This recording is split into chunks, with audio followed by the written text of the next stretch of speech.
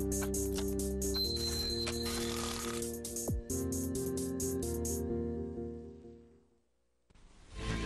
4월 29일 월요일 오늘장 내일장 2부 순서를 시작하겠습니다. 자, 오늘장이 코스피는 소폭 하락하고요. 코스닥은 좀 강세를 보였는데요. 지금 마감 시황이 어떠한지 여러분께 정리를 해드리겠습니다.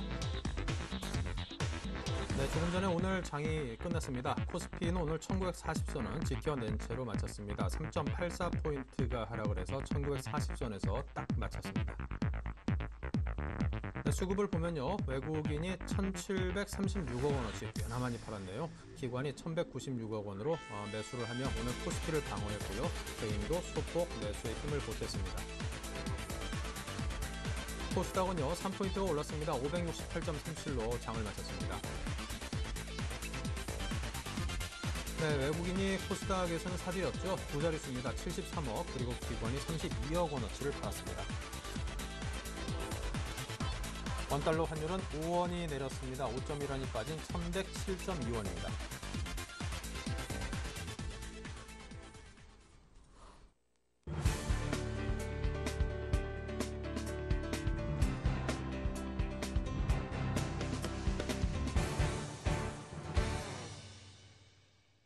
네, 한 주를 새롭게 여는 월요일입니다. 이번 주 굵직한 이벤트가 많이 기다리고 있는 만큼 발빠른 전략 수립과 대응이 필요한 때가 아닌가 싶습니다.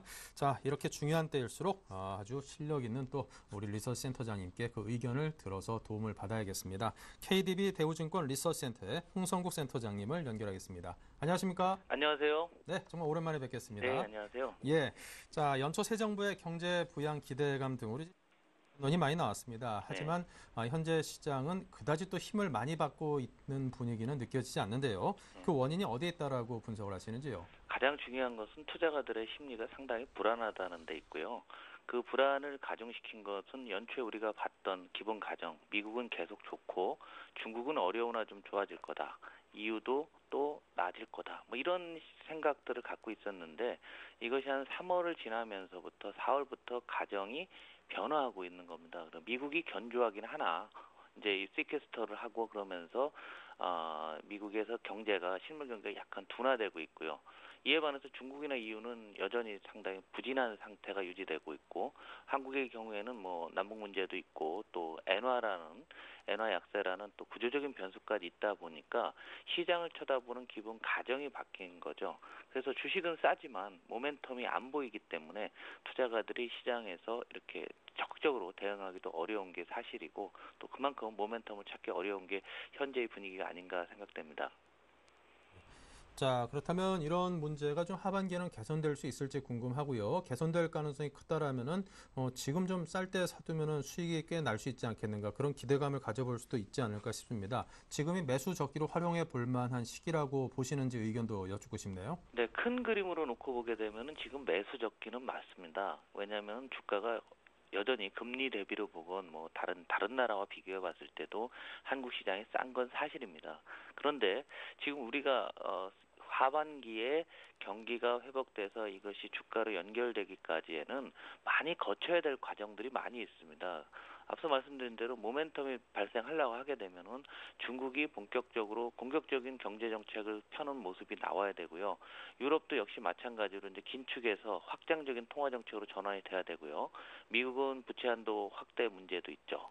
이런 부분들이 여전히 예상을 하고 있지만 그것이 언제쯤 어떤 강도로 나올지는 알 수 없는 상황입니다. 국내로 눈을 돌려봐도 신정부 입장에서 세 가지 정책을 냈습니다. 가장 중요한 가계부채 문제 해결을 위해서 부동산 규제 완화를 했고요. 그다음에 국민 행복기금, 그다음에 추경 이렇게 세 가지를 했는데 아직 돈 쓴 거 하나도 없거든요. 이제 돈이 나가고 이것이 효과로 올라가면 시간이 좀 걸린다. 그래서 5월까지는 이런 모멘텀이 좀 안 나올 것 같기 때문에 긴 그림으로 보면 싼 건 사실이지만 그렇다고 지금 살 때는 아니다라는 생각이 들고요. 혹시라도 지금 거론됐던 많은 변수들이 잘못된 방향으로 가서 주가가 하락할 때에는 오히려 매수 시점으로 삼아도 무방하지 않을까 생각됩니다. 네. 자, 그럼 1분기 실적 시즌이 정점을 찍고 있는 지금입니다. 지수보다는 업종과 종목의 양극화가 상당히 심하다 싶은데요. 자, 이에 대한 분석은 어떻습니까? 네, 그동안 그 우려됐던 부분들이 올해 1분기 이익에서 확연하게 나타나고 있는데요. 가장 중요한 부분들은 제조업, 한국이 강점을 가진 제조업과 그리고 새로운 성장 산업으로는 서비스 산업들 간의 주가 차별화도 심하고 기업 이익 차별화도 심한데요. 문제는 이러한 여건들이 상당 기간 지속될 것이라는 점입니다. 자동차로 표현되는 대표적인 우리나라의 중후장대형 산업, 또 한국이 세계를 주도할 만한 그런 산업들인데요. 자동차라든가 화학, 조선, 해운 이런 산업들의 경우에는 전 세계적으로 지금 대단한 공급 과잉에 빠져들고 있습니다. 그러다 보니까 투자가 돼 공급 과잉 산업이 회복되려면 시간이 많이 걸릴 것 같으니까 반대로 새롭게 떠오르는 산업들, 뭐 광고, 통신, 미디어, 또 신정부도 창조 산업이라고 해서 ICT 산업들을 적극적으로 얘기를 하고 있는데요. 그러다 보니까 이런 쪽에 매기가 집중될 수밖에 없고요. 이러한 현상은 큰 그림으로는 지속될 것으로 보고 있습니다. 다만 지금 단기적으로 놓여보게 되면은 중후장대형 제조 산업도 흔히 굴뚝 산업이라고 하는데요. 이런 산업들이 주가가 지금 너무 싼 상태에 있습니다. 그래서 지금 상황에서는 이런 제조업 주식들을 팔고 서비스로 옮기기에는 조금 시기를 놓친 것이 아닌가라는 그런 생각이 들고요. 뭐 예를 들면 지금 기아차를 놓고 보시면은 그동안에 주가가 굉장히 많이 하락을 했는데요. 최근에 기관이나 외국인들이 함께 사고 있습니다. 이 얘기는 뭐 증시에서는 쇼커버링이다라고 얘기들을 하고는 있는데요. 위에서 이제 높은 가격에 팔아놨다가 주가가 많이 떨어져 사고는 있지만은 지금 현재 밸류에이션 갭이 너무 많이 커져 있는 상태이기 때문에 이런 종목은 현 상태에서는 굳이 팔 상황은 아니다라는 생각이 들어요. 지난 4일간, 오늘 밤은 4일간 기아차를 놓고 보고 계시면 거의 뭐 10% 가까이 올랐는데요.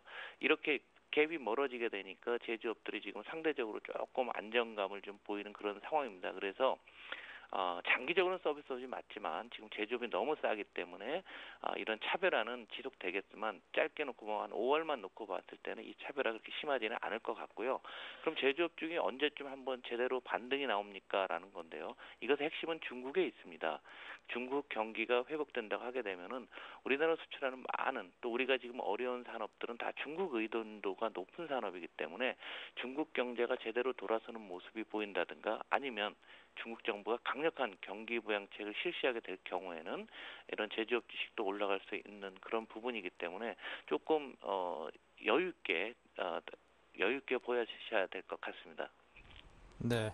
자, 이번 주 굵직한 이벤트가 많습니다. 그에 따라서 변동성도 따라서 커질 가능성도 꽤나 있어 보이는데요. 대응 전략 어떻게 세우고 계시는지 듣고 싶습니다. 이게 이제 주간 단위로 무슨 대응 전략을 세우기는 어려운 시기예요. 근데 가장 중요한 것은 지금 올 연초에 가정으로 세웠던 것 중에서 미국은 뭐 지금 예상보다 나쁘게 나오니까 반대로 미국에서는 새로운 경기 부양책을 낸다든지 아니면은 긴축 정책을 포기하는 이런 논의들이 한 6월, 7월까지 지속될 것으로 보고 있습니다. 그리고 중국의 입장에서는 언젠가 정책을 내야 되는데 지금 연휴 기간에 들어가 있어요. 그래서 중국은 모멘텀이 없을 것 같고요. EU에서 가장 중요한 부분들이 이제 5월 2일 날 우리 근로제 날 다음 날인데 목요일에 금리를 인하하느냐 안 하느냐 굉장히 중요합니다. 왜냐하면 일본이 금리를 인하고 돈을 풀으니까 그다음에 EU도 풀더라. 그렇게 되면 결국 중국이나 미국도 다 그런 정책 방향으로 가지 않겠는가. 이런 예상을 할 수 있는 중요한 이벤트이기 때문에 이번 주에 변동폭이 심하겠지만 이 상황들이 그러면 뭔가 코멘트가 나오겠죠. 이번에 금리 인하를 안 하더라도 다음에 한다든가 이런 식의 어떤 논의가 나온다고 하게 되면은 한국의 금리에도 영향을 줄 수 있기 때문에 이번 주는 어찌됐건 미국 EU의 금리 인하 부분들에 대해서 관심 있게 좀 보셔야 될 것 같고요. 이것을 기다리는 상태에서 종목별로 지금 실적 발표가 아주 피크를 이루고 있습니다. 1분기 실적. 뭐 예상한 대로 다 어려운 거 사실이고요. 그래서 실적이 나오는 것 같고 주가가 흔들릴 것 같지는 않습니다. 일부 시약이 나온다면은 해당 종목이나 산업이 좀 흔들릴 정도겠고요. 그래서 전반적으로 보시면 1900선은 지켜지는 가운데 그렇다고서 뚜렷한 방향성을 잡기는 어려울 것이다. 다만 이후에서 금리를 내리면서 시장에 대한 우호적인 시각들이 좀 나타나게 된다고 하게 되면은 윗단으로 좀 갈 수 있겠지만 그 힘은 여전히 좀 기다려봐야 되는 시기가 아닐까라는 생각입니다. 네. 자, 그리고 미국의 GDP가 좀 예상치를 하회하는 그런 실적이 발표가 됐습니다. 이것이 증시에 미칠 영향과 또 대응 전략을 세우고 계시는지요? 어떤 걸까요? 미국의 경제 지표는 지금 나쁘면 나쁠수록 사실은 역설적이게도 한국 시장에는 좋습니다. 왜냐하면은 나쁘니까 예산 자동으로 절감하는 부분이라든가 부채 한도 확대하는 문제를 오히려 좀 시장 친화적인 방향으로 바뀌지 않겠는가라는 거죠. 그래서 미국 경제 지표가 나쁜 것이 한국에서 미국으로 수출하는 기업들한테는 나쁠지 모르지만 어차피 지금은 정책에 의해서 시장이 움직이는 요인이 상당히 강한 상태이기 때문에 미국에서 경제 지표가 나쁘게 나온다고 해서 두려워할 상황은 아니다. 오히려 여기에 대해서 오바마 행정부나 미국의 중앙은행이 금리를 건든다든가 아니면은 지금 나온 시퀘스터를 좀 후퇴하고 딴 말로 미국의 공화당 정부를 상당히 공화당 이제 걔네들은 긴축을 하자는 애들이니까요. 공화당을 상당히 압박하는 그러한 수단이 될 것으로 보고 있습니다. 그래서 이 나쁘게 미국 경제 지표가 나쁘면 나쁠수록 우리 시장에서는 오히려 기대감이 높아지는 그 역설적인 부분들을 좀 이해하시고 대응하셔야 될 것 같습니다. 네. 자, 그리고 요즘에서 코스닥의 자사주가 처분하는 경우가 상당히 좀 늘고 있다. 이런 분석도 있던데요. 그 이유가 어디 있을까요? 자사주 처분이라는 것은 뭐 주가가 쌀 때 샀다가 파는 거는 특별한 일은 아닌데요. 기업의 입장에서 두 가지입니다. 과거에 싼 시세의 자사주를 사놨다가 요즘에 말씀드린 제조업체들 같은 경우는 상당히 좀 매출도 줄고 이익도 잘 안 나고 있으니까 운영자금 좀 마련을 좀 해야 되거든요. 5월달에 채권 발행이 굉장히 많이 예상된 것도 기업들이 그만큼 내수 경기 장기간 안 좋고 수출도 안 늘어나다 보니까 어려우니까 그걸 회수하는 거지 이게 뭐 영원히 뭐 시장에서 뭘 떠난다 이런 측면은 아니고 자연스러운 그런 기업들의 반응으로 보시면 될 것 같습니다. 어찌됐건 기업이 좋을 때 싼 가격에 샀던 자사주를 처분해서 유동성을 확보한다는 것은 기업의 입장에서는 당연히 그럴 수 있는 거니까 너무 민감할 필요는 없다라고 보십니다. 네. 자연스러운 유동성 확보를 위한 기업의 어떤 노력이다. 이렇게 이해를 하면 될 것 같다는 분석을 들었습니다. 자, 지금까지 KDB증권의 리서치센터를 이끌고 계시는 홍성국 센터장님과 함께했습니다. 감사합니다. 감사합니다. 네, 이어서 오늘장 수급 분석을 해보겠습니다. 샘플러스 김형근 전문위원입니다. 안녕하세요. 네, 안녕하세요. 네, 오늘 장의 수급 및 업종별 특징이라면요. 예, 오늘 뭐 수급을 좀 살펴보시면 아시다시피 현재 수급표를 좀 먼저 보면서 말씀을 좀 드리도록 하겠습니다. 현재 지금 수급표를 좀 보시면 오늘 같은 경우 전반적으로 외인들 오늘도 좀 매도가 나왔죠. 지금 1,700억 정도 매도를 하고 있고요. 외인들이 뭐 매도세는 계속 지속이 좀 되고 있는 모습입니다. 반면에 이제 기관은 오늘 코스피 쪽을 1,500억 정도 매수를 해줬고요. 코스닥 같은 경우는 외인 기관이 양측에서 모두 좀 매수를 해줬습니다. 선물 쪽 같은 경우는 외국인들 같은 경우 좀 매도가 여전히 좀 나오고 있고요. 누적분 같은 경우를 좀 보게 되면 현재 지금 2만 개를 넘어선 상태이기 때문에 약간의 좀 하방의 압력이 좀 있는 상태입니다. 현재 그리고 최근에 지금 일렬로 좀 살펴봐도 외인들의 이러한 매도의 기조는 여전히 좀 진행이 돼가고 있다. 이렇게 좀 보여집니다. 다만 이제 현재 1900선에 대한 하방에 대한 그러한 부분, 이 부분을 좀 지켜주고 있는 부분이 상당히 좀 특징적이라고 볼 수 있을 것 같습니다. 그래서 현재 지금 뭐 밸류적인 부분으로 해서 시장에 대한 어떤 바닥에 대한 그런 논리들이 많이 나오고 있는데 그 부분에 대해서는 저도 좀 동의를 하는 바이고요.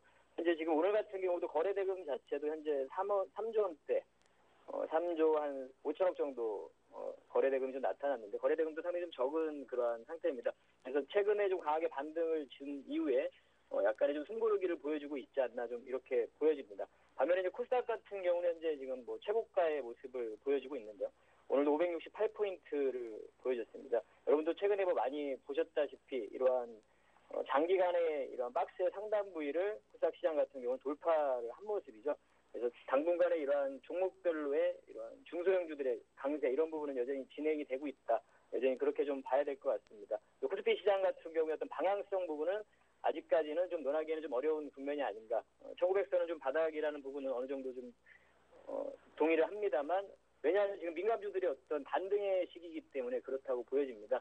IT 쪽을 제외한 현재 지금 자동차주들도 최근에 좀 강한 반등을 주고 있습니다만 여전히 반등 정도의 흐름이라고 좀 보여지기 때문에 부품주는 약간 좀 다른 종목들도 있습니다만 그리고 여타 지금 뭐 철강이라든가 화학이라든가 건설이라든가 이러한 산업재 이러한 쪽들이 악세를 보여주기 때문에 업황 자체가 좋지 못하죠. 산업에 대한 부분을 좀 생각을 해봐야 되는 그러한 시기인 것 같습니다. 제약이라든가 이런 쪽은 상당히 강세를 보여주고 미디어 콘텐츠 이런 쪽은 강세를 보여주고 있고 기존에 우리 국내 우리나라를 이끌었던 그러한 굴뚝 산업이라고 할 수 있는 이런 쪽들의 어떤 산업적인 부분을 좀 생각을 해봐야 되는 시기가 아닌가 좀 이런 시장이라고 좀 보여집니다. 네. 자, 수급과 업종별 특징 정리를 해봤고요. 이어서 오늘 장 특징주라면요. 자, 그럼 오늘 이러한 시장에서도 좀 특징적인 업종들, 특히 이제 좀 저는 좀 강한 종목들을 위주로 해서 좀 선정을 좀 해왔는데요. 첫 번째 종목으로 이제 성화이텍, 그리고 두 번째 아이마켓, 코리아, 뷰업스 이렇게 세 종목을 좀 특징 종목으로 좀 잡아왔는데요. 현재 좀 성화이텍 같은 경우는 자동차 부품주죠. 최근에 자동차주도 뭐 강하게 반등을 좀 주고 있는데요. 동사 같은 경우는 차트를 좀 보시면 아시겠지만 신고가 패턴을 보여주고 있습니다. 최근에 한 두 달 정도의 박스권의 흐름을 보여준 이후에 그 부분은 좀 돌파되는 신고가 패턴을 좀 보여주고 있는 모습이죠. 52주 신고가를 좀 보여주고 있는데요. 이러한 부분 좀 돌파되는 강한 흐름을 보여주고 있습니다. 거기에 현재 이러한 돌파의 주체를 좀 보면 지금 현재 수급적인 부분을 좀 확인을 해보면 역시 이제 외인들이나 기관의 매수가 상당히 좀 특징적인 부분으로 봐야 되겠죠. 이렇게 좀 수급이 좀 뒷받침이 되고 있는데요. 그러한 이유 자체는 현재 지금 현대기아차의 이머징 마켓에서 판매가 호조가 되게 진행이 좀 되고 있는 부분을 우리가 확인을 좀 해볼 수가 있죠. 그래서 동사의 이러한 매출 증가가 기대가 되고 있고요. 특히나 뭐 중국이라든가 동유럽 쪽, 인도 이러한 쪽에서의 현대기아차의 핵심적인 이머징 마켓에서의 부품주 그러한 역할을 하고 있기 때문에 앞으로의 추가적인 상승도 좀 기대를 할 수 있을 것 같고요. 여타의 지금 현재 중소형주들의 밸류가 상당히 높아진 상태입니다. 그런 종목들에 반해서 동사 같은 경우는 현재 지금 2013년 PR, 2013년 실적 기준 했을 때 PR이 한 5.8배 정도 수준밖에 되지 않기 때문에 많이 오른 것 같지만 현 구간에서도 지금 밸류 매력도 있는 상태이기 때문에 추가적인 상승도 가능하다고 좀 판단을 하고요. 오히려 신규 매수도 좀 노려볼 수 있는 구간인 것 같습니다. 그래서 현재 지금 목표가 17,000원 정도로 좀 설정을 하시고 약간의 내일 같은 경우 약간 좀 눌림이 나타날 때 편입을 해본다면 매수에 좀 좋은 기회도 될 것 같습니다. 두 번째 종목은 아이마켓 코리아인데요. 아이마켓 코리아 같은 경우는 여러분들 이제 잘 아시겠지만 이전에 삼성 계열사, 또 삼성에서 대기업의 MRO 사업, 소모성 자재를 납품하는 그러한 업체입니다. 근데 이제 대기업에서 MRO 사업 철수 방침에 따라서 2011년도에 인터바크 컨소시엄이 인수가 됐죠. 그 이후에 삼성에 대한 어떤 물량에 대한 우려가 좀 제기가 됐지만 그 물량에 대해서는 보장이 되게 됐죠. 2012년도부터 2016년도까지 해서 9조 9천억 원치의 규모의 물량을 보장을 한 상태입니다. 그래서 당분간에 그러한 실적적인 안정적인 성장을 좀 기대를 해볼 수가 있을 것 같고요. 최근에 이러한 주가 흐름, 이때 좀 주가가 좀 하락했던 모습이 나타났는데요. 이때는 다 여러분들 아시다시피 그런 가우투자자문이라는 그런 좀 악재 부분이 있었습니다. 그쪽에서 물량을 내놓는 이러한 악재 부분, 관련한 여러 가지 관련 종목들이 좀 급락하는 모습들을 보여줬었는데 그 부분 다 이제는 좀 안정화돼가고 있는 모습으로 보여집니다. 수급적인 부분을 좀 확인을 좀 해봐도 현재 지금 외인이나 기관의 이러한 매수세가 좀 유입이 되고 있습니다. 그래서 현재 상태에서도 상당히 좀 추가적인 여력이 좀 있지 않나 이렇게 좀 판단이 들고요. 최근에 이 종목과 마찬가지로 근 한 달 동안 이렇게 26,000원을 중심으로 해서 좀 횡보의 구간을 좀 보여줬습니다. 그리고 나서 오늘 좀 강한 거래량 수반과 상승을 또 다시 한번 시도하는 모습이죠. 그다음에 이제 앞으로의 어떤 또 추가적인 상승의 모멘텀이 성장에 대한 부분이 있어야 되겠는데요. 삼성에 대해서만 우리가 물량이 확보가 됐지 비삼성에 대한 물량도 확보가 돼 있느냐 이런 부분이 좀 중요할 것 같습니다. 현재 같은 경우는 그 부분이 상당히 좀 미약한 부분이죠. 비삼성에 대한 부분, 실적적인 부분 한 4천억 정도밖에 되지 않는 그러한 규모입니다. 대림그룹이라든가 이런 비삼성 고객이 유치를 하고 있는 상황인데요. 그 부분이 올해 좀 하반기로 갈수록 비삼성 물량에 대한 실적 개선, 이 부분을 좀 기대를 해볼 수 있을 것 같습니다. 그래서 현 구간에서도 충분히 좀 추가적인 상승을 좀 노려볼 수 있는 그러한 종목인 것 같습니다. 그리고 이제 산업에 속하는 부분 같은 게 유통 섹터에 좀 속하는 기업인데 현재 지금 유통 쪽 섹터도 상당히 좀 양호한 흐름을 좀 보여주고 있습니다. 그래서 그러한 섹터 내 부분도 괜찮고 현 구간에서도 충분히 추가 상승 여력이 좀 있지 않나. 목표가 한 29,000원 정도 이렇게 좀 보고 우리가 좀 트레이딩도 가능한 종목인 것 같습니다. 그리고 세 번째 종목으로는 가장 우리 최근에 좀 핫한 섹터라고 봐야 되겠죠. 의료 장비 쪽인데요. 물론 헬스케어라든가 바이오, 주기세포 이런 쪽 3의 강세를 좀 보여줬었는데 이 종목 같은 경우는 그에 반해서 의료기기 쪽에서도 상당히 좀 상승을 좀 못 보여준 그러한 종목이죠. 견조한 흐름을 좀 보여주고 있으나 최근에 좀 한 두 달간 이렇게 횡보를 한 모습입니다. 바로 의료 영상기기 업체죠. 산업용 카메라, 쉽게 얘기하면 이제 엑스레이 촬영에 관계된 그러한 장비를 생산하는 업체입니다. 기존에 이제 아날로그 그러한 방식의 장비가 좀 주가 됐었는데요. 앞으로 이제 디지털 장비로 좀 전환이 돼가고 있기 때문에 그에 있어서 좀 수요가 계속 창출이 돼가고 있는 상태입니다. 실적을 좀 확인을 해봐도 상당히 견조한 흐름들을 좀 보여주고 있고 무엇보다 좀 수급적인 부분도 상당히 또 눈에 띄고 있는 모습이죠. 외인이나 기관이 기관이 또 강하게 매수를 해주고 있고요. 현재 지금 시장에서 가장 여러분들이 중요한 부분은 실적적인 부분과 이렇게 지금 메이저들의 수급이 좀 유입이 되고 있는 이런 쪽으로 접근을 한다면 현 구간에서 좀 답답한, 코스피 쪽은 답답합니다. 코스닥 쪽은 뭐 강한 흐름이기 때문에 이러한 섹터에 좀 접근하면 충분히 우리가 수익을 누릴 수 있는 그러한 장이 아닌가 생각이 들고요. 또 동사의 어떤 앞으로의 추가적인 상승의 모멘텀은 바로 이제 산업용 카메라 부분, 이 부분에서 이제 계속해서 투자를 하고 있는데 이 부분이 본격적인 매출이 좀 가시화되는 시기가 좀 다가오고 있다고 보여집니다. 디스플레이라든가 전자부품 검사에 사용되는 그런 산업용 카메라 부분인데요. 현재 주가의 흐름을 좀 보시면 이 종목 또한 제가 계속 좀 선호하는 그런 패턴들입니다. 이렇게 좀 뚫고 올라오는 패턴입니다. 이 종목도 옆으로 좀 횡보하는 구간에서 상당히 좀 돌파하는 이러한 흐름들이기 때문에 추가 상승 매력이 있고요. 그리고 이러한 거래량 부분도 상당히 좀 특징적인 부분이라고 봐야 되겠죠. 거래가 지금 오늘도 강하게 유입이 됐습니다. 이러한 거래의 주체를 아까도 확인했다시피 이러한 기관이나 외인들의 매수세 부분 상당히 특징적인 부분인 것 같습니다. 목표가를 한 25,000원 정도로 설정을 하시고 내일장에서도 약간 눌릴 때 조종시에 좀 매수에 가담을 해도 되는 종목인 것 같습니다. 최근에 이렇게 보시다시피 하락하는 종목만이 아니고 상승하는 종목들이 분명히 있기 때문에 현재 시장에서는 분명히 좀 강한 종목들로 해서 매매를 하시는 게 더 유리한 장인 것 같습니다. 오늘 특징 종목을 이렇게 소개를 해드리도록 하겠습니다. 네. 자, 이렇게 해서 김영근 위원으로부터 성화이텍, 아이마켓 코리아, 뷰옥서 이 세 종목에 대한 의견을 들어봤습니다. 오늘 말씀 감사합니다. 네, 감사합니다.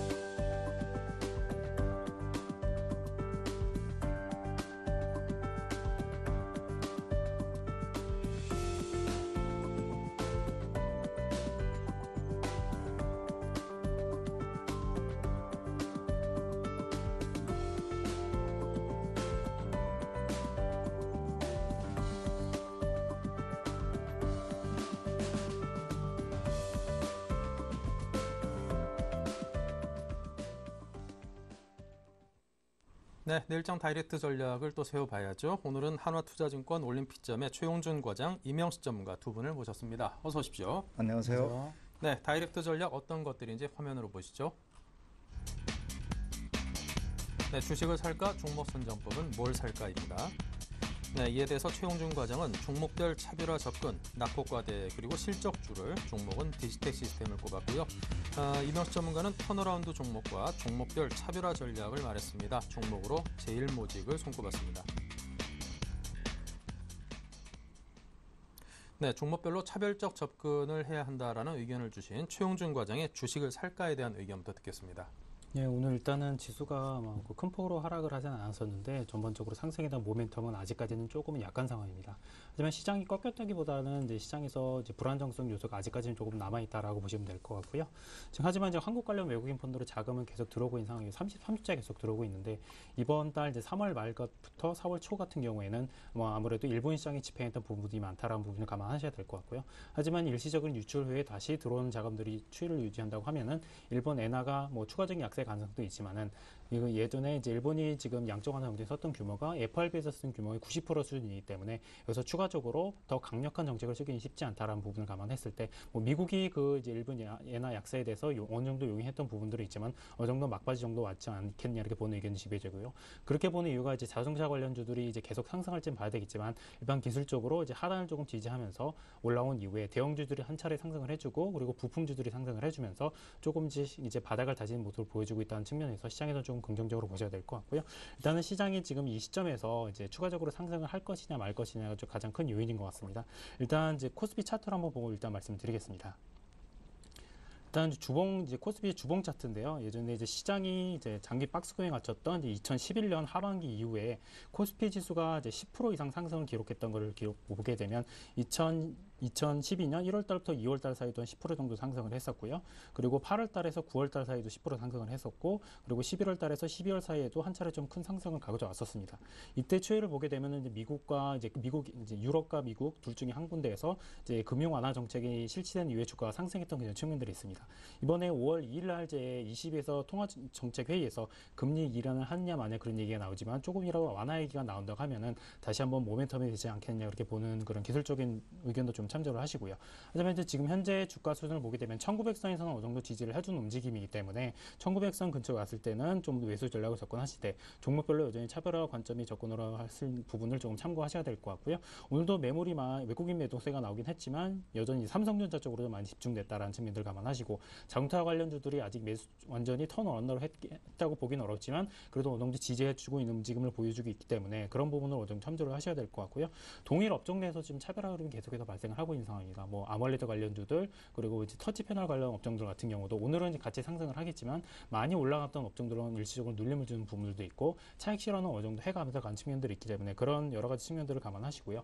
두 번째는 또 추경 예산 관련입니다. 추경 예산이 5월 초순에 어느 정도 실시될 거라고 봤는데 국회에서 좀 지연된 측면들이 있어서 지금 현재 상황으로 봐서는 5월 중순쯤 될 수 있는 가능성이 높다라는 부분 감안하시고요. 이번 주 같은 경우는 중국 시장 휴장되는 부분들 향후 정책에 대한 부분들도 있고 월요일 날 한국 시장이 하루 쉬는 부분들이 있기 때문에 전반적으로 보수적으로 접근을 하시되 중장기적으로 보시는 분들 같은 경우는 매수 관점에서 좀 접근을 하시라는 말씀을 드리겠습니다. 네, 자 이렇게 해서 종목별로 차별적 접근을 하자는 의견. 그리고 이명식 전문가님께서는 턴어라운드 종목에 대한 말씀하셨군요. 네, 우선 전체적으로 시장 흐름을 보면은 엔화 환율, 북핵 리스크 여러 가지 악재 요인들이 있는데 단기간에 해소될 일은 아니고요. 다만 이러한 영향들이 점차 시장 내에서 완화되고 있다라는 것이 특징적 요소라고 보실 수가 있겠고 대신에 실적 시즌이 지난주로 해서 분수령이 넘어갔습니다. 웬만한 그러한 시장에 영향력을 줄 수 있는 업종, 종목군들의 그러한 영향력이 시장에 어느 정도 반영이 됐다라고 보실 수가 있겠습니다. 그렇다면은 이제는 2분기도 이제 시작이 됐고요. 하반기를 대비한 그런 투자 전략이 필요한 시점이 아닌가 이렇게 판단이 됩니다. 그렇기 때문에 현재 국면에서는 해외 지표 이러한 영향력 이런 거에서 다소 벗어나서 종목 자체 내에 그러한 펀드멘탈 이러한 것들이 더 중요한 요인으로 현재 시장이 부각되고 있다라고 볼 수가 있겠습니다. 대표적으로 건설주의 경우 GS건설 신용등급까지 하향 조정되면서 유동성 위기까지 가는 그러한 상황에 놓여 있는 그런 상황에 놓여 있고요. 반면에 일부 원재재 가격이 하락하면서 업종별로 수혜를 보는 대표적으로 음식료라든가 일부 중소형 부품 업체들의 경우 수혜를 볼 수 있는 그런 상황이지만은 상사 부분이라든가 이거 대표적으로 고려하여 이러한 종목군들의 경우 완전히 직격탄을 맞는 희비되는 그러한 상황이 연출이 됐고요. 최근에 증권사들의 경우에도 업황이 안 좋다고 하지만은 나름대로 이쪽 펀더멘탈이 좀 개선 추이에 놓여 있는 미래에셋 같은 경우는 금일 같은 경우 52주 신고가가 나타나는 그런 상황에 놓여 있습니다. 그렇기 때문에 이번에 발표된 그러한 실적 그런 전망이라든가 중요한 핵심 요인들을 참고하셔가지고 향후 2분기를 대비하는 그런 투자 전략이 필요한 그런 상황이라고 보실 수가 있겠습니다. 그렇기 때문에 기업 내부적인 요인에 좀 더 집중할 필요가 있다라고 여겨집니다. 네. 자, 그렇다면 종목 선정법으로 넘어가겠습니다. 낙폭과대 그리고 실적주에 주목을 하자고요. 두 가지로 말씀드리긴 낙폭과대 업종들 같은 경우는 지금 시장에서 어느 정도 하방 경직성을 받쳤다는 측면에서 접근 말씀드리는 거고 실적주를 같이 말씀드린 이유가 낙폭과대 업종들이 상당히 올라오긴 했지만 이 업종들이 완전히 턴을 했다고 보기는 어렵고요. 그래서 지금 시장을 갖고 가실 때 두 개의 트랙으로 갖고 가시를 말씀드리고 그래서 낙폭과대 같은 경우는 지금 단기적으로 수익을 크게 보기보다는 어느 정도 중장기 관점에서 일부 갖고 가시는 전략을 취하시고요. 단기적으로는 여전히 실적주 관점에서 좀 접근하시라 말씀드리겠습니다. 지금 기업 이익 실적 발표들이 이제 꾸준히 나오고 있는데 지난주하고 오늘 초반까지 이제 IT 관련주들이 강하게 상승 흐름이 나타났던 부분들이 예상치보다 실적이 좋게 나왔던 측면들은 어느 정도 작용했습니다. 이전에도 말씀드렸지만 지금 1분기 기업 실적 상승하는 업종들 같은 경우도 그 베이스 라인이 지금 낮아진 상태이기 때문에 그 낮아진 상태 이상이 나온다고 하면은 어느 정도 올라왔던 부분들이 있다. 자동차 관련 업종들도 지금 바닥권 이후에 상승했던 측면들, 실적이 많이 안 좋게 나왔던 부분들이 예상치보다 지나치게 하회하지 않거나 이상으로 나왔던 측면들이 있기 때문에 어느 정도 지지를 해줬다고 볼 수 있고요. 기업이익 하향에 대한 부분 다시 한번 말씀드리면 작년 이제 2, 4분기부터 1, 4분기까지 1년 동안 진행이 됐던 부분입니다. 지금 이제 금융위기 이전과 2007년 금융위기 당시 이후의 흐름을 보게 되면 1년 이상 지속했던 측면들은 거의 없었기 때문에 어느 정도 막바지 국면이 오지 않았냐 이렇게 보고 있고요. 하지만 어닝 시즌 측면에서 어느 정도 뭐 이제 굵직한 큰 기업들은 상당히 발표가 되긴 했지만 여전히 종목별로 편차가 많이 크기 때문에 차별화 관점에서 접근을 하시고요. 지금 낙폭과대 업종 중에서 전통적인 중국 관련주인 뭐 석유 화학 업종들 같은 경우는 금호석유 같은 경우 좀 지지해준 움직임이 있지만 LG화학 같은 경우 아직까지 턴했다고 보기는 어렵기 때문에 종목별로 낙폭과대 업종들 중에서도 이제 종목별로 이제 실적에 따라 어느 정도 폭을 좀 감안해서 접근하시라 이렇게 말씀을 드리고요. 지금 지난주에 이제 중국 관련주 흐름을 제가 말씀드린 이유가 중국 관련주 이제 전통적으로 이제 주가가 바닥권에서 확인하고 올라올 때 흐름을 보게 되면 낙폭과대 업종들이 일정 부분은 올라왔던 측면들이 작용해야 됩니다. 근데 이번에 이제 낙폭과대에서 올라왔던 업종들을 보게 되면 과거 실적이 안 좋다가 턴 어라운드 했던 업종들 이후로 아까 뭐 전문가님께도 말씀하셨지만 이제 낙폭과대 업종들 중에서 턴 어라운드 하는 가능성이 높은 기업들 위주로 올라왔기 때문에 어느 정도 바닥권을 이제 하반 경직성을 확보하지 않겠냐 이렇게 보고 있는 상황들이고요. 여전히 지금 추경 예산 관련해서 실적 뭐 발표가 나왔던 부분 좀 지연된 측면들이 있지만 여전히 지금 시장 흐름은 IT 관련주들 그리고 바이오 제약 관련주들 위주로 여기는 접근을 하시되 지금 현재 이제 삼성 갤럭시 S4 이후에 휴대폰 업종으로 많이 치우쳤던 업종들이 조금 더 태블릿 PC라든지 LCD 업종이라든지 기타 이제 서브 업종, 서브 IT 관련 업종들로도 이제 매수세가 확산될 수 있다는 측면을 감안했을 경우에 어느 정도 많이 올랐던 것들은 부분적으로 환매를 하시면서 조금 전반적으로 분할 매수 관점에서 시장을 접근하시기를 권해드리겠습니다. 네. 자, 그리고 이명수 전문가님의 종목 선정법인데 조금 전에 이제 최 과장께서 말씀하신 것과 비슷한 종목별 차별화 전략, 사실 내용 괴는 좀 같지 않은 듯해 보입니다. 어떻습니까? 네, 그렇습니다. 그 접근하는 방법에서는 약간의 이제 미묘한 차이가 있는데 그런 것 같습니다. 가장 손쉽게 투자자 여러분들이 최소의 노력으로 최대의 성과를 낼 수 있는 그런 그 흐름이 시가총액 변화 흐름을 체크하는 것이 아닌가 이렇게 판단이 됩니다. 삼성전자 이번 뭐 실적 발표를 통해서 확실히 제일 타켓 종목 1위 업체라고 보실 수가 있겠습니다. 그러나 여러 가지 뭐 투자 금액이라든가 현재 뭐 뱅가드 물량 압박 여러 가지 요인으로 인해서 상승 탄력이 없다 보니까 다소 소외되는 그런 뭐 아이러니한 그러한 모순이 발생하고 있는데 이러한 수급 문제가 해결이 되면은 삼성전자 제일 먼저 투자를 해야 되는 그런 상황이라고 보실 수가 있겠습니다. 그러나 현재 상황을 고려할 때 시가총액 흐름의 변화를 보면은 어느덧 SK 하이닉스가 시가총액 8위까지 올라서는 모습을 보여주고 있습니다. 또한 그동안에 뭐 전통적으로 시가총액 상위에 있던 뭐 자동차 섹터의 경우에는 4위, 5위권 현대모비스, 기아차 등락이 반복되는 그런 모습을 보여주고 있고 한국전력이 그 7위권에 올라서는 모습을 보여주고 있습니다.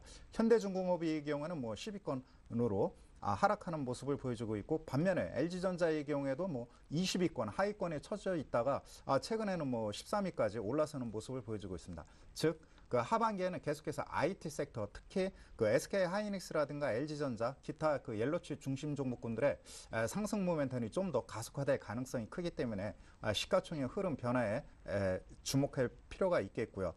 반면에 그 최근 흐름들을 보면은 극단에 있는 종목군들의 주가 상승이 탄력적으로 움직이는 경우가 있습니다. 대표적으로 뭐 신고가 종목과 신저가 종목인데요. 신고가 종목은 최근에 변동성 국면이 그 주춤 해지자 실적 발표와 함께 2분기 개선이 있는 그러한 종목군들의 경우 계속해서 상승하고 있죠. 뭐 금일 같은 경우는 뭐 갤럭시 S4 출시에 따른 그러한 뭐 휴대폰, 이 케이스 관련주들의 상승 흐름이 계속해서 두드러졌고요. 반면에 조심해야 될 것은 그 신저가 종목군들이죠. 현대차 그룹이 최근에 뭐 52주 신저가 이후 반등하다 보니까 일부 그 낙폭과대 종목군들에 대한 접근에 대한 그 유혹이 많은데 일부 건설주라든가 경기민감 업종의 경우 업황이 턴 어라운드 안 되면은 그 반등보다는 일시적인 그 반등 후 다시 재차 반락할 가능성이 매우 크거든요. 금일 일부 해운주에서 이러한 현상이 나타났기 때문에 적어도 실적과 2분기 업황 전방이 개선되는 종목에 한해서 일부 그 낙폭이 컸던 그러한 저가 메리트로 접근해야지 무조건 많이 가격이 빠졌다 해서 저가 개념으로 들어간다면은 바닥권에서 좀 그 뭐라 그럴까 진통 과정을 오랜 기간 겪어야 되지 않을까 이렇게 판단이 됩니다. 그렇기 때문에 금일 그 52주 신고가 종목군들의 특징을 보면은 뭐 스카이라이프라든가 비상교육 그다음에 그 일부 그 통신 관련주들이 52주 신고가를 나타냈고요. 반면에 이수페타시스라든가 대덕GDS, 그 다음에 일부 뭐 자화전자 등 그 IT 섹터, 대표적으로 뭐 IT 섹터와 그 다음에 그 내수 관련주들이 52주 신고가가 금일도 뚜렷하게 나타나는 모습을 보여주고 있습니다. 그렇기 때문에 이런 점을 그 차별적으로 접근해서 시장에 대응할 필요가 있다라고 여겨집니다. 네, 알겠습니다. 자, 그렇다면 이제 종목으로 화제를 넘겨보겠습니다. 자, 최 과장님은 디지텍 시스템이네요. 예, 디지텍 시스템 일단 이제 터치스크린 업체고 그 관련 이제 응용 제품을 만드는 업체인데요. 최근 좀 주가가 많이 하락했다가 오늘은 좀 강한 상승 흐름을 보여주고 있는 상황입니다. 일단 차트 흐름 보고 일단 말씀드리겠습니다. 차트상으로 봤을 경우에 지금 3월 중순에 한 11,000원 근처를 돌파할 거로 봤다가 그 이후에 좀 주가가 많이 하락한 상황인데요. 그때 하락했던 요인이 첫 번째로는 이제 대주주 교체로 인해서 불확실성이 확대됐던 측면들이 있었고요. 그리고 이제 두 번째로는 일본 관련 파친코 관련 이제 디지텍 시스템이 이제 터치 스크린 패널 업체지만 그 관련 사업군 중에 카지노 관련 사업군이 있기 때문에 거기서 일본 업체가 틀어졌던 측면들을 어느 정도 작용을 했고요. 하지만 이제 터치 스크린 업체 같은 경우는 지금까지 실적 부분이 아직 반영됐던 측면들이 작다라는 측면을 좀 감안하셔야 될 것 같습니다. LCD 관련 업종에서 태블릿 PC 관련 이제 제가 디지텍 시스템이 전반적으로 제가 태블릿 PC에 이제 터치 패널을 이제 공급하는 업체라고 말씀드렸었는데요. LCD 이제 업종에서 태블릿 PC가 차지하는 비중은 전체에서는 3%밖에 안 되지만 면적당 이제 휴대폰보다 가격이 높기 때문에 금액 기준으로 태블릿 PC의 이제 비중을 따지게 되면 한 8% 정도가 됩니다. 그 5% 정도의 갭만큼 수익성이 창출이 되는 측면들이 있기 때문에 디지텍 시스템이 여전히 유효하다고 볼 수 있고요. 지금 이제 터치 스크린 패널 이제 업체 같은 경우 전반적으로 2013년 예상 실적 퍼로 봤을 경우에 한 8.7배 수준입니다. 하지만 지금 디지텍 시스템 같은 경우는 지금 실적을 최하향으로 잡다고 하더라도 8배가 안 되는 수준이기 때문에 여전히 메리트가 있다고 말씀드리고요. 오늘 같은 경우 이제 터치 스크린 패널 관련 업체들이 이제 갤럭시 S4가 발표된 이후에 이제 휴대폰 관련 업종들이 일부 차익실현 물량이 나왔던 측면도 있었고요. 그렇기 때문에 그동안에 소외되었던 태블릿 PC 업종으로도 조금 매수가 들어설 수 있다라는 그런 측면들을 감안을 하시고요. 지금 태블릿 PC용 이제 그 모듈 관련 업체들이 지금 상승 흐름을 아직까지 큰 움직임을 보이지 않고 있는데 지금 이제 디지텍 시스템 같은 경우는 향후 공급 물량이 나올 수 있는 측면들이 많이 있습니다. 비용이나 그런 측면들이 많이 추이를 했기 때문에 밸류에이션 측면, 향후 매출이 발생할 수 있는 가능성이 높다는 측면을 감안했을 경우에 여전히 이제 매수 관점에서 접근하시는 무난할 것 같고요. 최근 주가 하락으로 인해서 매력도가 상승했던 것만큼 어느 정도 매수 관점에서 접근하시라 말씀드리겠습니다. 하지만 이제 오늘 같은 경우도 좀 가격 상승돼가지고 많이 올라왔었는데요. 이제 종가 기준으로 한 9,760원까지 올라왔는데 일단 매수가 같은 경우는 제가 이제 올라오기 전에 시초가 정도로 제시를 해드렸지만 매수가는 제가 한 9,650원 선으로 좀 잡도록 하겠습니다. 일시적으로 눌림목을 줬을 때 접근하시라 말씀드리는 부분이고요. 그렇기 때문에 내일 시초가에 접근하신 분들 같은 경우는 비중을 한꺼번에 너무 많이 잡지는 마시고요. 이제 뭐 시초가에 일부 접근하시면 접근을 하시되 개인적인 부분을 봤을 때는 일시적으로 눌림목을 주는 가격인 한 9,650원 선에서 9,700원 그 사이에서 매수 접근을 하시라 말씀을 드리고요. 매도가는 전에 이제 가격이 하락했던 국면인 1,500원 정도로 보시고 좀 접근을 하시도록 말씀을 드리겠습니다. 네. 자, 이어지는 종목은 임영시 전문가의 제일모직입니다. 네, 그 최근 들어서 뭐 삼성과 관련된 그다음에 그 LG와 관련된 이쪽 그 IT 섹터 관련주들의 턴 어라운드가 일단은 뭐 가시화되고 있습니다. 실적도 개선되고 있고 특히 그 2분기 전망은 더욱더 좋아질 것으로 내다보고 있습니다. 그렇기 때문에 턴어라운드 관련주로서 제일모직 한번 살펴볼 텐데요. 제일모직의 경우에는 뭐 2분기 실적의 경우는 1,000억 원을 돌파할 것으로 보여집니다. 1분기는 한 700억 정도. 전자 배분에 대한 그러한 수요 증가가 일단은 뭐 그 성장 동력이라고 볼 수가 있겠습니다. 최근 3년치 재무제표를 한번 보면은 뭐 매출액은 뭐 5천억 원대에서 계속 5조 원대에서 6조 원대를 향하는 그러한 그 점진적인 그러한 증가 추이가 나타날 것으로 예상이 되는데 최근 퍼는 한 20배 수준에서 다소 이제 그 성장 부분이 많이 반영된 그런 상황에 놓여 있는데 그 자산 가치는 좀 그 PBR이죠. PBR은 좀 프리미엄이 다소 완화되는 그런 모습을 보여주고 있습니다. 그렇기 때문에 현재 국면에서는 뭐 접근하는데 무리가 없는 그런 상황이라고 보실 수가 있겠고 특히 중요한 것은 편광필름 부분에 대한 성장 동력이 좀 그 주가 상승의 발목을 잡았는데요. 최근에는 하반기부터는 태블릿 PC에 본격적으로 적용할 것으로 보여지고 특히 아몰레드 소재 부분에 있어 갤럭시 S4의 독점 공급이 좀 하반기부터는 더욱더 가셔야 될 것으로 보여집니다. 특히 원천 기술을 갖고 있는 그 독일 그 업체를 인수함으로 인해서 현재 그 LG와 함께 아몰레드 부분에 대한 그러한 그 기술 선점 현재 그 불꽃이 튀고 있는데 하반기에는 제일모직이 이러한 그 전자재료 성장으로 인해서 눈에 띄는 그런 주가 상승이 나타날 가능성이 크겠고요. 우선 뭐 차트를 한번 보시면은 이러한 요인은 그 지난번에 그 3월 말부터 나타났죠. 8만 2천 원대에서 주가 바닥을 찍고 한 9만 5천 원대 중반까지 상승한 이후 약 한 2주 가까이 횡보 국면에 놓여 있습니다. 그렇다면은 현재 그런 기간 조정이 전개될 때 한 93,500원에서 94,500원대 전후에서 일단 뭐 분할 매수의 관점으로 대응해도 좋은 시기라고 판단이 되고요. 단계적인 그 주가 상승의 경우는 과거에 아몰레드 부분에 대한 성장 프리미엄이 시장에 충분히 반영될 수 있었던 그런 시점 가격대가 11만 원대입니다. 그렇기 때문에 3분기에는 적어도 11만 원대를 향한 주가 상승 흐름이 계속해서 점진적으로 이루어질 가능성이 크기 때문에 현재 국면에서 여유 있게 대응해도 무리 없는 그런 상황이라고 보실 수 있겠습니다. 네, 자 이어서 AS로 넘어가 보겠습니다. 먼저 최용준 과장의 원익 IPS에 대한 AS를 듣겠습니다. 네, 원액 IPS 그동안 한 6,700원 이상 올라갔다가 오늘 좀 큰 폭으로 하락을 했는데요. 오늘 하락 같은 경우는 좀 차익 실현 물량이 나왔다고 보는 측면들이 많은 것 같습니다. 일단 어느 정도 주가가 상승했던 측면들에서 사실상 조금 이제 AP 시스템에 비해서 상승폭이 작았기 때문에 강하게 상승할 수 있는 흐름을 연출했다고 보겠지만 오늘 일시적으로 흐름이 일시적으로 이제 빠지긴 했지만 꺾였던 그런 측면이라기보다는 기관적에서 일부 매물이 나왔다고 보시는 게 맞을 것 같고요. 일단 투자자 매매 동을 잠깐 보고 말씀드리겠습니다. 오늘 같은 경우는 기관 쪽에서 좀 매물이 크게 나왔었는데요. 연기금 쪽보다는 투신권에서 매물이 많이 나왔기 때문에 투신권에서 매물이 많이 나왔던 측면들을 향후 다시 올릴 수 있는 측면들이 있다고 보시는 게 맞을 것 같고요. 연기금 매매 패턴을 보게 되면 제가 예전에도 한번 말씀을 드렸지만 주가가 상승하는 국면에서 상승할 경우에 일시적으로 매물이 나오다가 다시 사는 그런 흐름들이기 때문에 오늘 매물량이 많지가 않은 상황입니다. 상대적으로 지금 투신권에 비해서 한 4분의 1 수준이기 때문에 그동안에 꾸준히 사왔던 물량을 감안하게 되면 많은 양을 던졌다기보단 다시 사기 위해서 조금 눌림목을 줬다 이렇게 보는 측면들이 맞을 것 같고요. 그래서 이 정도 가격이 하락했다고 하게 되면 내일 다시 매수 관점에서 접근을 하셔도 큰 무리가 없을 것 같고요. 그래서 지금 현재 시점에서 원익 IPS 이제 전에 제가 AP 시스템 같은 경우는 지금 3분기에 턴어라운드가 이미 진행이 됐다고 말씀드렸지만 원익 IPS 같은 경우는 하반기에 턴어라운드 할 가능성이 높은 종목입니다. 하기 때문에 지금 원익 IPS 여전히 매수 관점에서 접근하실 때 아직까지 손절할 수 있는 부분은 아니고요. 여전히 보유 관점에서 그리고 신규 편입하실 부분은 일부 추가적으로 매수하시기를 좀 권해드리겠습니다. 네. 자, 이명수 전문가님의 서울 반도체 상승세를 이어가고 있죠.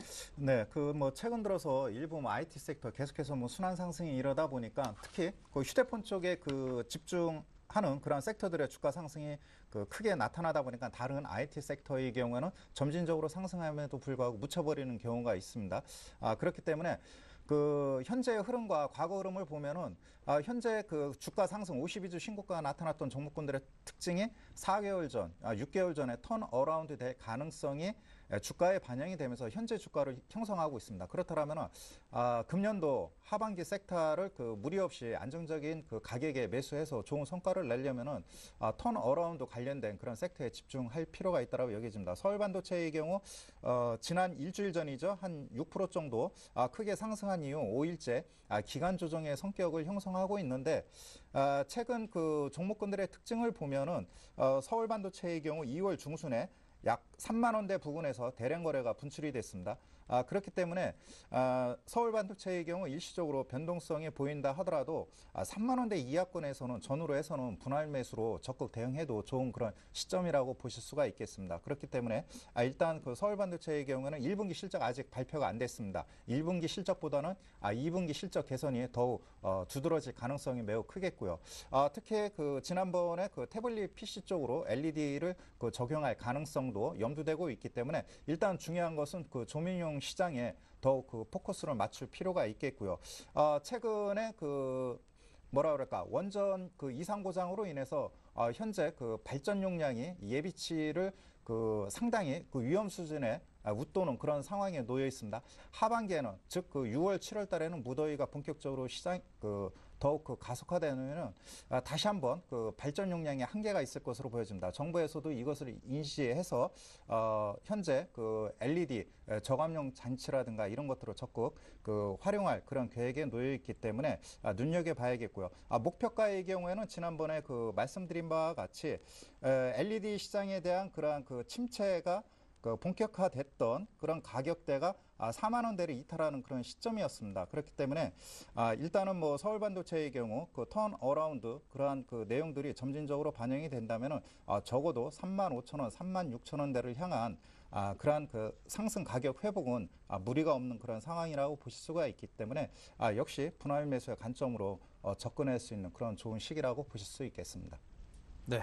자, 추가 질문 좀 하나씩 드리겠습니다. 22회의가 이제 앞두고 있습니다. 여기서 이제 금리 인하 등등 유동성을 좀 증가시킬 수 있는 그런 정책들이 나오지 않을까 그런 기대감도 있는데요. 최 과장님께 그에 대한 의견을 좀 여쭤보고 싶네요. 네, 지금 정책 인하할 가능성에 대해서 아직까지 확률상으로는 높은 측면들은 아닌데요. 어느 정도 시장에서 좀 작용을 했던 측면들이 아까 제가 서두에서 한번 말씀드렸지만 전반적으로 2012년 이후에 이제 주가가 이제 2012년 1월 달부터 2월 그리고 8월 달부터 9월 그리고 11월 달에 11월 달 12월 근처에 봤을 때 한 10% 정도 상승을 강하게 왔던 측면들의 지수 흐름을 보게 되면 미국이나 유럽에서 양적 완화 정책이라든지 금융 완화 정책을 쓴 이후에 상승을 모멘텀이 나눴던 그런 측면들이 작용을 했습니다.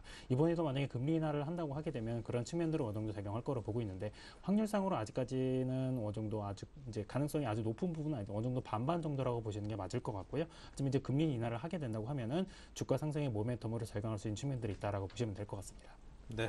자, 그리고 임 전문가님께는 그 STX 건설이 법정 관리로 이제 들어가는 추세입니다. 이와 관련해서 STX 그룹 관련주들 전반적으로 어떤 대응이 필요할지 보시는지요? 네, 그 상대적으로 금년 하반기까지는 접근하기에는 무리한 그런 상황이라고 보실 수가 있겠습니다. 국내 중견그룹들의 그 유동성 위기가 상당히 어려웠던 것은 그 과거 호황기였던 건설업종에 진출한 기업들의 경우 대부분 주가 하락과 유동성 위기에 위험성에 노출됐다라고 보실 수가 있겠습니다. 그렇기 때문에 당분간 일부 그 STS, 특히 STS 그룹의 경우에는 뭐 자체적으로 그 정부 지원이 아니면은 회상 불가능한 그런 상황에 놓여 있습니다. 그러나 지역적인 안배, 그 다음에 중견기업을 살리기 위한 노력, 이런 다각도에 의해서 일단은 뭐 수면 연장이 됐죠. 금년도까지는 뭐 회사채 상환 의무 부담이 없기 때문에 수주 모멘텀이 살아나기까지는 일단 STS 그룹 전반적으로 접근은 일단은 뭐 자제하시는 것이 필요하겠고, 기존에 갖고 계신 분들의 경우는 기사 회상할 수 있는 그러한 그 기회는 제공이 됐기 때문에 뭐 어떻게 해서든지 뭐 빠져나올 수 있는 그런 그 매매 타이밍을 잡아야겠죠. 그 외에 투자자들의 경우는 저가 메리트를 가지고 시장에 접근하는 것은 상당히 위험스러운 그런 상황이라고 보실 수 있겠습니다. 네, 알겠습니다. 자, 이렇게 해서 두 분의 다이렉터 전략을 모두 들었습니다. 화면으로 총정리해 보겠습니다.